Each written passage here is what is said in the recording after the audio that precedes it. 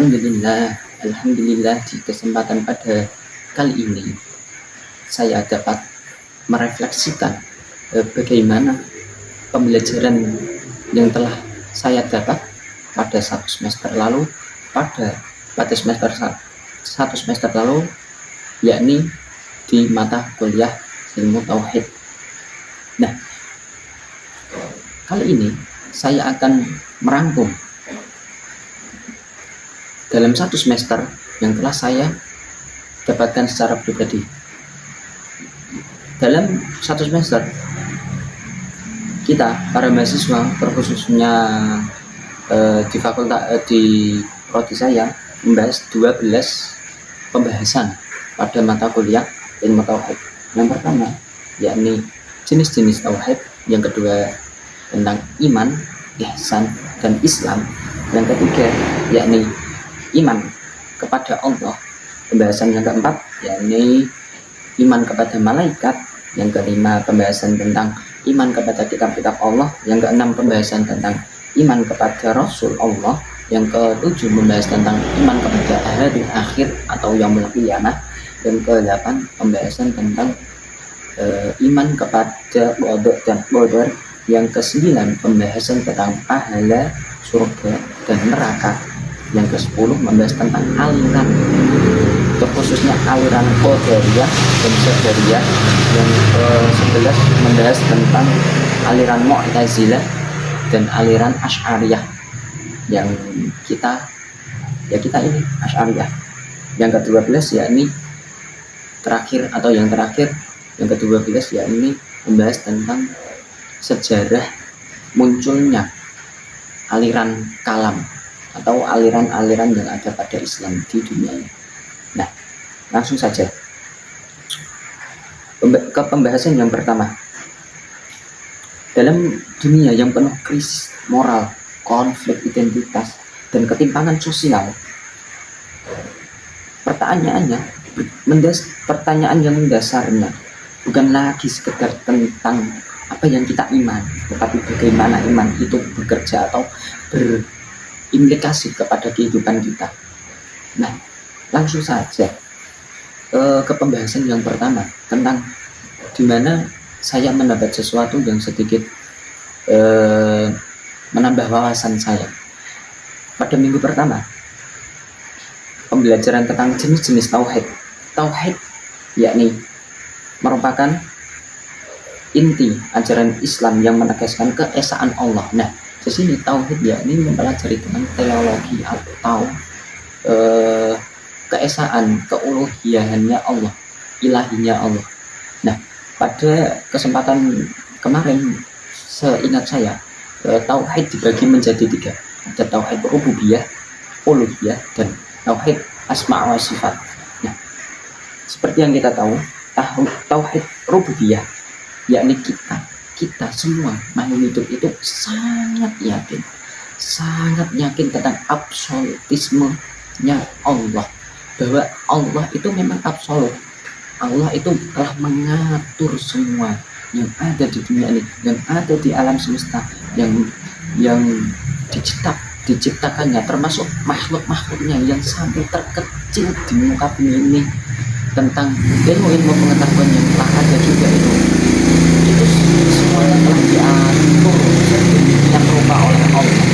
Jadi tentang tauhid rububiyah ini, kita harus yakin bahwa Allah itu pengatur segala hal, segala aspek yang ada di alam semesta, di tata surya ini, semuanya kita harus yakin, seyakin-yakin. Lalu tauhid uluhiyah. Nah, tauhid uluhiyah ini tidak berbanding beda dengan tauhid rububiyah. Tauhid uluhiyah ini yakni pengesaan Allah.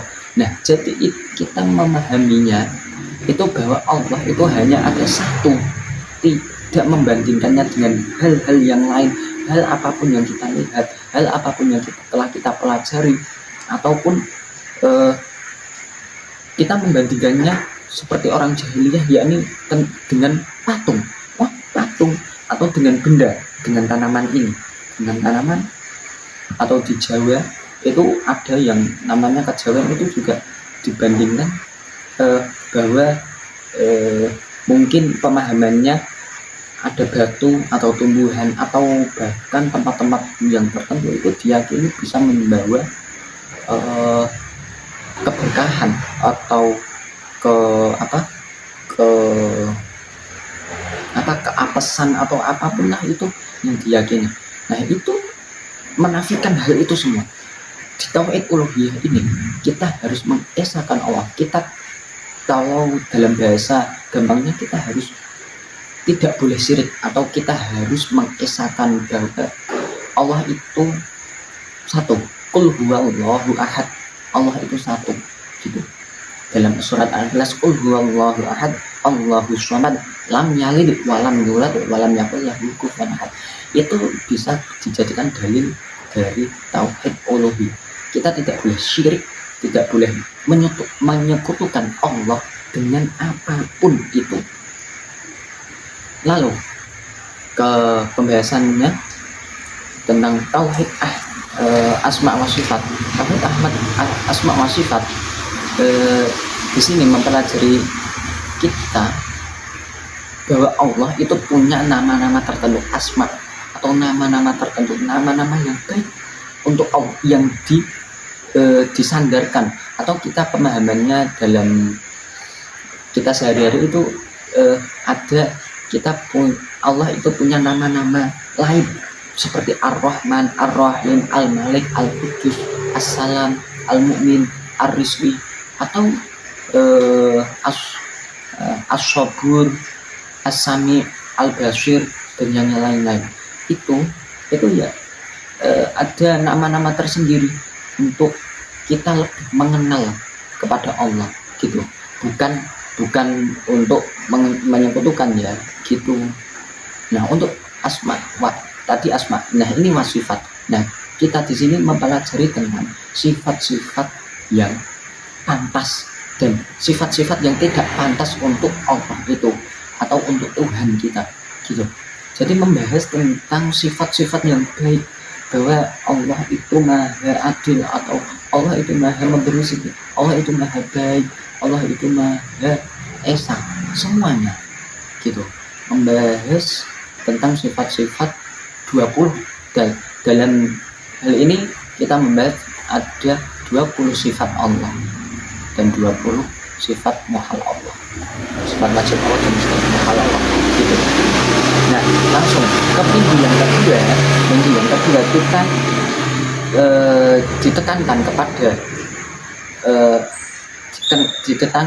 setelah kita mengetahui tentang ketauhidan atau teologi tentang Allah, kita langsung beranjak ke pembahasan yakni iman, Islam dan ihsan. Nah, pasti kita bertanya-tanya sih, kita sebagai mukmin atau orang Islam kadang masih ragu atau kita bahkan tidak tahu tentang apa itu iman, apa itu Islam, apa itu ihsan. Nah, di sini pada minggu kedua di pelajaran di mata kuliah tauhid ini membahas tentang iman tentang yakni keyakinan batin terhadap rasa rasionalitisme atau absolutisme Allah. Jadi kita yakin seyakin-yakinnya kepada dalam hati kita, dalam pikiran kita yakin bahwa adanya Tuhan yakni hanya Allah Subhanahu wa ta'ala. Nah, setelah kita yakin, kita dipelajari, kita diajarkan dengan syariat-syariat yang telah disampaikan oleh Rasul kita yakni Rasulullah Sallallahu Alaihi Wasallam. Rasulullah Sallallahu Alaihi Wasallam yakni Muhammadur Rasulullah Sallallahu Alaihi Wasallam.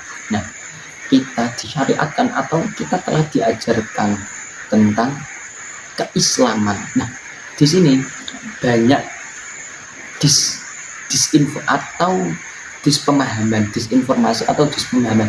Nah, Islam sendiri itu sudah lahir sejak zaman Nabi Adam. Nah, Islam itu apa sih artinya? Islam ya fitrahnya yang sesuai dengan syariat yang diajarkan oleh rasul-rasul kita yang terdahulu Dan di zaman akhir ini, di zaman akhir atau Rasul terakhir kita, yakni Rasulullah Muhammad SAW, itu mengajarkan tentang adanya keislaman. Nah, itu agama. Jadi memang sudah didefinisikan sedemikian rupa dan sudah diajarkan oleh itu sudah disyariatkan atau sudah diwahyukan oleh Allah untuk Rasul dan disampaikan untuk umat, semua umat atau untuk kita semua. Jadi Islam itu bagaimana sih kita bisa menjalankan kehidupan ini dengan baik gitu. Jadi ya seperti itulah. Kita sudah iman kalau kita tidak bisa hidup sosial atau kita tidak mengembangkan ilmu atau apapun dengan syariat, menjalankan syariatnya, itu kita belum mencapai ke tingkatan berikutnya, yakni Islam. Dan tingkatan paling bawah iman, Islam, nah gitu. Jadi tingkatannya. Nah, pada tingkatan selanjutnya yang lebih tinggi yaitu ihsan. Nah, ihsan ini jika ada seseorang yang sudah sangat yakin terhadap imannya dan sudah menjalankan apapun, ketentuan apapun yang telah disyariatkan oleh Allah Subhanahu wa Ta'ala, yang telah disampaikan oleh Nabi. Jadi dia sudah menjalankan itu semua dan sampai di tahap di mana dia tidak putus atau tidak mengesampingkan hal-hal moralitas atau tentang agama gitu. Jadi emang agamis atau bisa disebut memang dia kalau beribadah, nah dalam hal ibadah itu memang sangat khusyuk, dimana sudah mendapatkan kekhusyukan yang merasa bahwa dirinya itu diawasi oleh Allah, merasa bahwa dirinya itu adalah hamba yang tidak bisa apa-apa. Nah seperti itulah gambaran singkatnya. Nah, di minggu berikutnya, yakni minggu ketiga, kita membahas tentang iman lagi. Nah, kita membahas iman lagi, klasifikasi atau pendalaman terhadap iman. Dan di minggu ketiga, membahas tentang iman kepada Allah. Nah, iman kepada Allah itu ya sudah saya jelaskan tadi, yakni keyakinan saya yakinnya kepada Allah Subhanahu wa Ta'ala yang telah diajarkan di tahlil, ya, la ilaha illallah, ya Tuhan selain Allah, atau kita ketika kita bersyahadat itu ada asyhadu alla ilaha illallah wa asyhadu anna muhammadar rasulullah, bahwa kita sudah bersaksi bahwa tiada Tuhan yang absolut kecuali Allah dan tiada Rasul atau utusan yang sebaik-baiknya selain Muhammad Rasulullah, Rasul kita. Nah seperti itu. Jadi pada pembahasan di minggu ketiga tidak jauh berbeda pada minggu kedua, yakni membahas tentang keimanan kita kepada Allah. Iman di sini kalau di NU itu diajarkan juga kita harus mengimani bukan hanya iman terhadap Allah, wujud Allah saja, tapi kita harus mengimani ada 50 sifat, yakni 20 sifat wajib Allah, 20 sifat muhal Allah, 1 sifat jaiz Allah. Nah itu ada berarti 41, tidak 50. Kalau 50 itu dalam ayat zakat yang ditambah dengan sifat-sifat Rasul-Rasul Allah gitu. Nah di pembahasan berikutnya atau minggu berikutnya, yakni minggu keempat, membahas tentang iman kepada malaikat. Di sini iman kepada malaikat, yakni malaikat Allah, makhluknya Allah. Kita Islam diwajibkan atau kita sendiri diwajibkan mengetahui, mengimani ada 10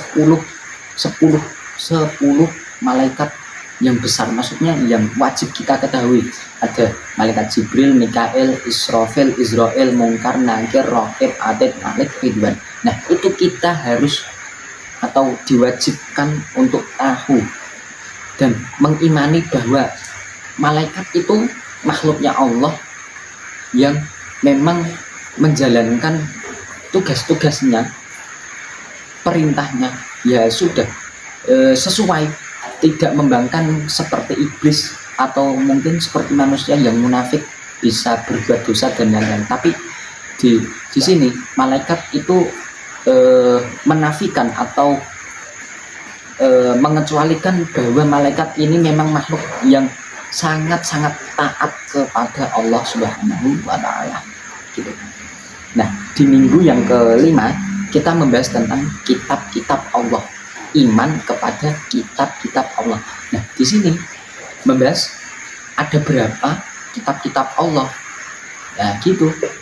Kitab-kitab Allah itu ada 4, yakni yang pertama Taurat, yang kedua Zabur, yang ketiga Injil, yang terakhir itu Al-Quran. Nah, Taurat ini diturunkan kepada Nabi Musa, yang Zabur diturunkan kepada Nabi Daud, yang ketiga kitab Injil diturunkan kepada Nabi Isa, dan yang terakhir kitab Al-Quran itu diturunkan kepada Nabi Muhammad SAW. Gitu. Nah, kitab-kitab di sini itu adalah kalam-kalam Allah, atau itu adalah risalah. Jadi syariat atau ketentuan-ketentuan yang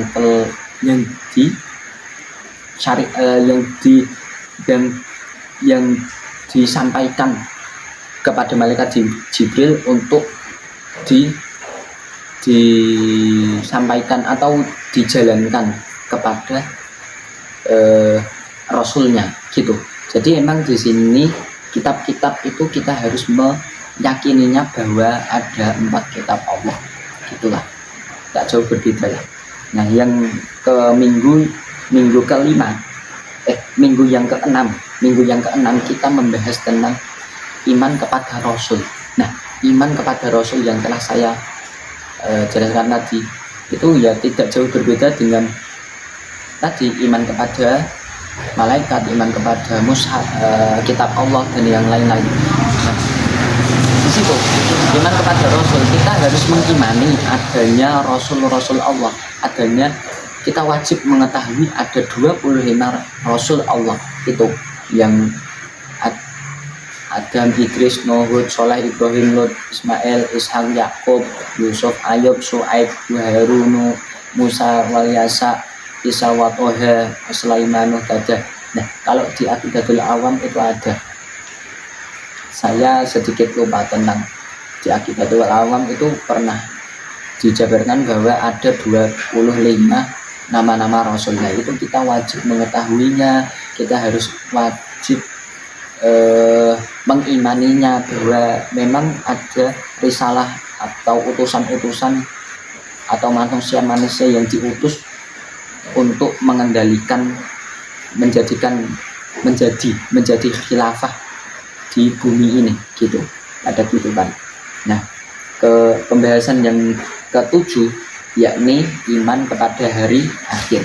Nah, di sini iman kepada hari akhir, kita meyakini bahwa adanya hari kiamat, hari akhir, yaumul hisab, kita membahas tentang yaumul akhir, yaumul hisab, yaumul mizan, padang masyhar dan yang lain-lain. Itu kita harus mengimaninya bahwa ketika ada orang yang mati, itu hidupnya tidak sampai hanya pada dunia, tapi ada kehidupan lain, seperti setelah mati kita ditaruh di alam barzakh, langsung setelah itu adanya kiamat nanti ada yaumul hisab, yaumul mizan, langsung dikumpulkan di padang masyhar, diperlihatkan.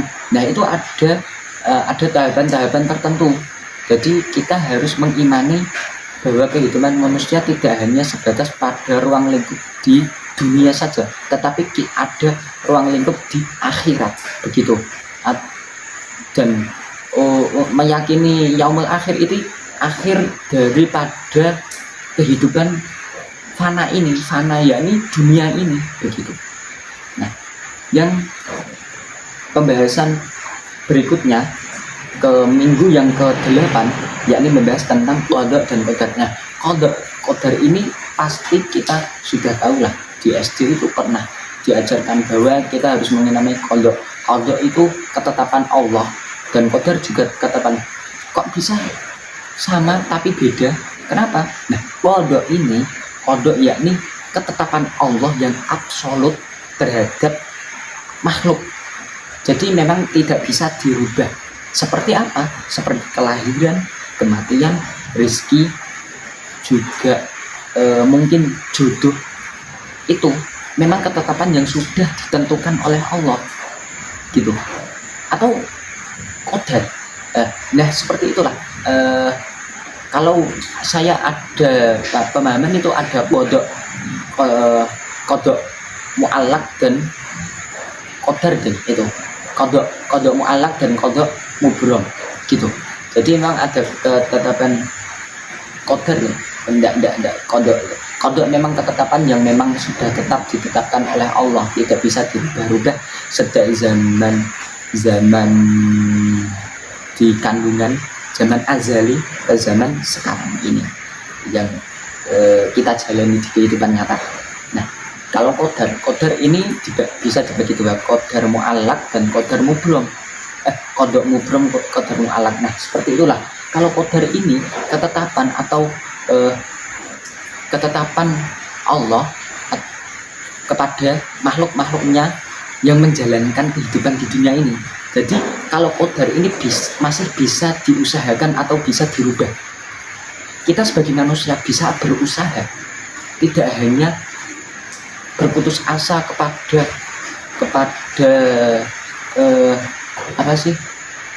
kepada kehidupan kita sudah wes anane atau bagaimana. Tidak, kita tidak boleh. Kita harus berusaha merubah dengan apa? Dengan doa, bahwa doa itu bisa merubah segalanya.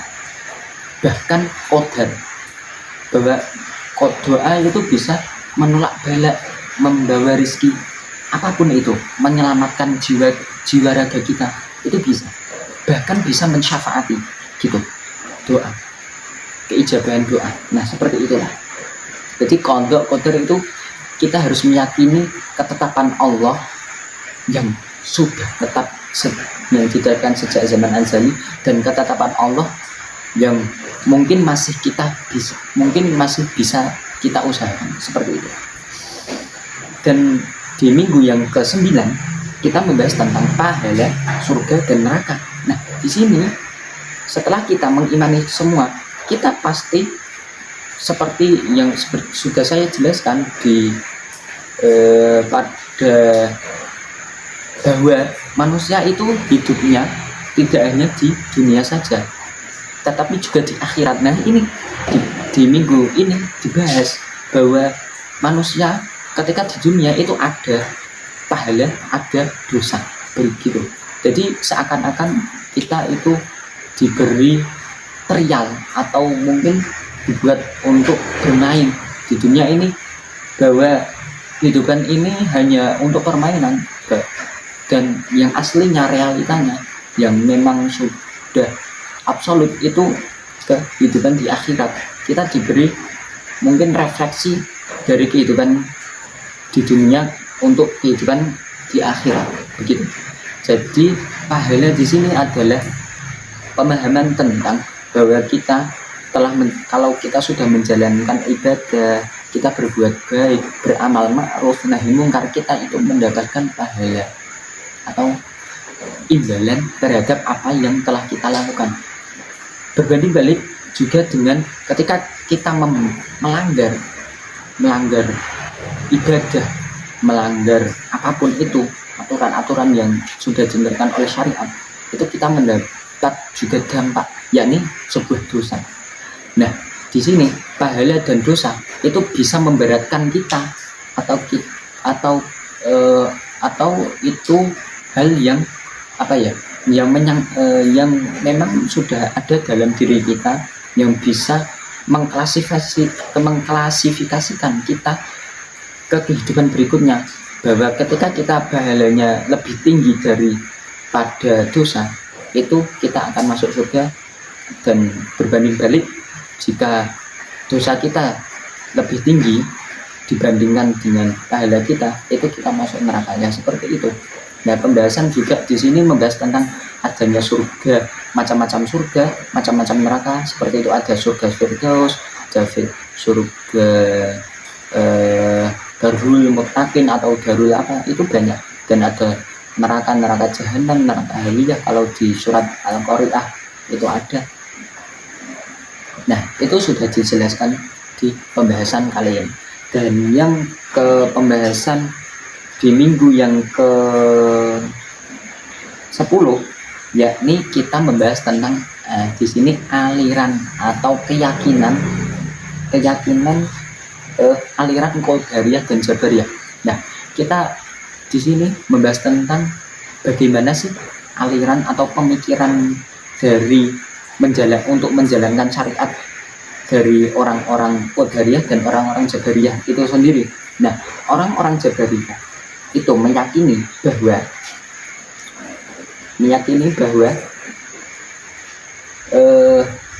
adanya ketetapan Allah yang absolut. Jadi memang semua ini sudah ditetapkan oleh Allah. Kita manusia, makhluk itu tidak bisa berusaha atau kita tidak bisa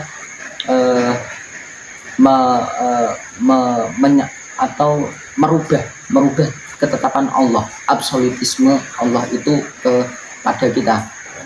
Dan di sini sangat-sangat bagaimana ya, pemahamannya sangat-sangat kurang baik lah. Soalnya membawa bahwa kita ketika berbuat dosa, ketika kita berbuat baik buruk itu semua dari Allah gitu. Kalau berbanding balik dengan Qadariyah. Nah, kalau Qadariyah ini pemahamannya atau pemikirannya ya itu membahas bahwa kita manusia itu sangat-sangat bebas, atau semua amal-amal yang kita lakukan itu dari kita sendiri, tidak ada sangkut pautnya dengan Allah Subhanahu wa taala gitu. Memang kita dari kita semua, kita berbuat dosa, kita berbuat baik, berbuat buruk, itu dari kita sendiri, dari manusia itu sendiri. Seperti itu gambaran singkatnya. Nah, di minggu yang berikutnya, yakni minggu ke-11, minggu ke-11 ini membahas tentang aliran Mu'tazilah dan aliran Asy'ariyah. Asy'ariyah ya kita sendiri itu.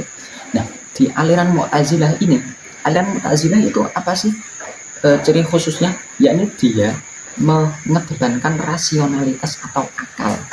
Dia memang mengedepankan semua hal atau semua aspek, semua hal-hal yang terjadi di dunia maupun di akhirat itu dirasionalkan, disandingkan dengan akal yang ada di akal kita atau pikiran kita. Itu dia sangat-sangat mengedepankan akal daripada wahyu atau syariat sendiri.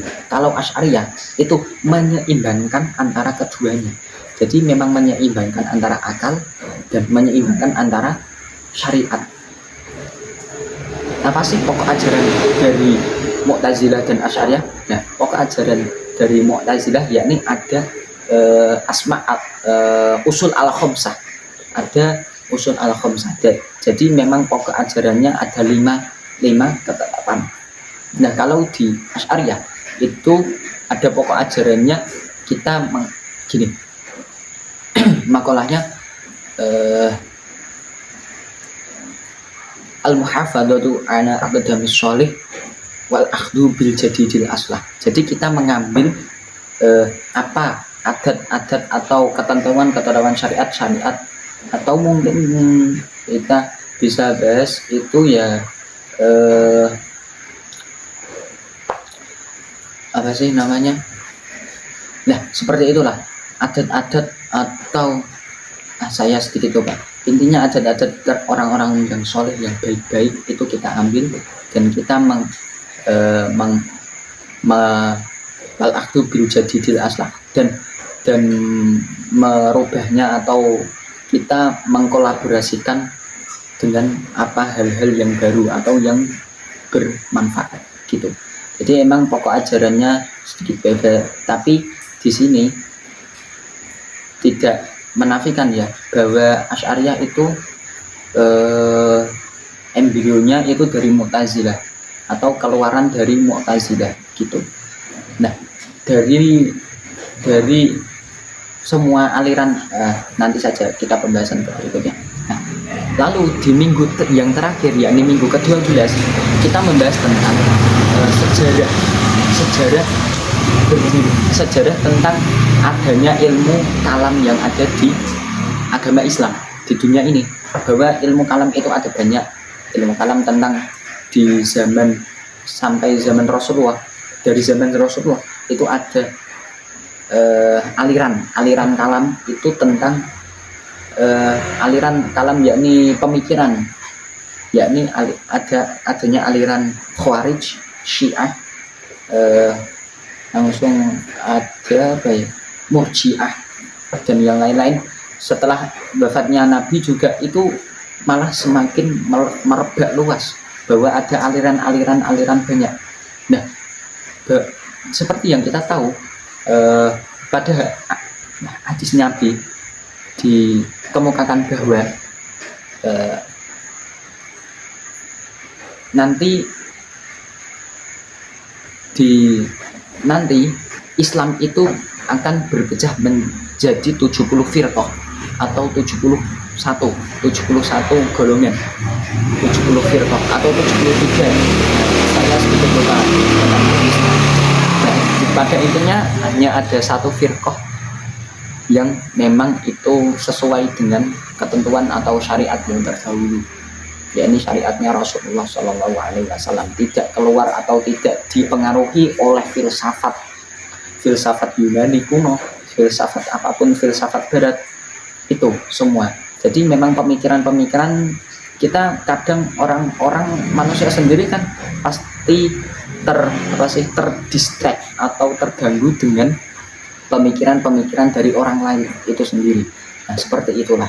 Jadi kita mempelajari semuanya. Nah,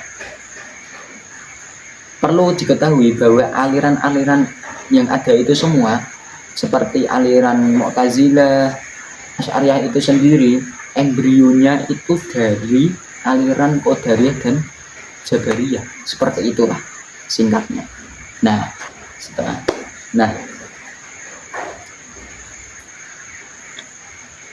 seperti yang kita tahu setelah ini.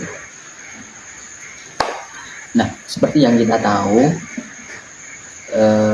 setelah tadi saya menjelaskan sedikit panjang lebar tadi bahwa ada 12 pembahasan itu membuka jalan pikiran kita, membuka wawasan kita tentang pemahaman tentang tauhid, ajaran-ajarannya, atau keyakinan, menumbuhkan seyakin-yakinnya kita kepada Allah, itu bisa. Jadi seperti itu. Nah, saya ada sedikit closing statement untuk pembelajaran refleksi dari itu semua, bahwa kita hidup itu bukan hanya untuk untuk dunia saja, tetapi kita bisa hidup, kita akan hidup setelah hidup ini, atau gimana ya kembangannya. Iman sejati itu bukan yang paling keras suaranya, tetapi yang paling konsisten membawa kebenaran. Disitulah tauhid menemukan maknanya, bukan hanya di langit tetapi juga di bumi, di kehidupan nyata. Jadi memang kita harus bisa menyeimbangkan antara kehidupan akhirat dan kehidupan di dunia, bahwa kita juga meyakini kehidupan dunia itu cerminan kita ke kehidupan berikutnya, yakni kehidupan akhirat. Jadi bahwa kita harus beramal ma'ruf dan bernahi mungkar, atau kita harus beramal soleh, berbuat kebaikan selalu dan menjauhi keburukan gitu. Bahwa kita menjalani semua ini punya dasar ilmunya. Kita bisa mendapat wawasan sendiri itu tidak mungkin, itu semua itu dari Allah. Nah, seperti itulah kehidupan di dunia, itu cerminan kita untuk kehidupan setelahnya, yakni kehidupan di akhirat. Wallahul muwaffiq ila aqwamit thoriq. Mohon maaf bila banyak kesalahan dalam penuturan atau mungkin kurang jelas dan kurang puas, mohon dimaafkan, bahwa tempatnya salah dan luput itu di manusia sendiri. Seperti itu. Wallahul muwaffiq ila aqwamit thoriq. Assalamualaikum warahmatullahi wabarakatuh.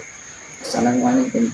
There's a saying that goes, be the reason someone believes in goodness again. Not because you're perfect, but because you chose to be kind when you had every reason not to.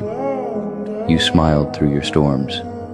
You listened, even when your own heart was breaking. You showed up with softness in a world that often isn't. And maybe that's what real strength looks like.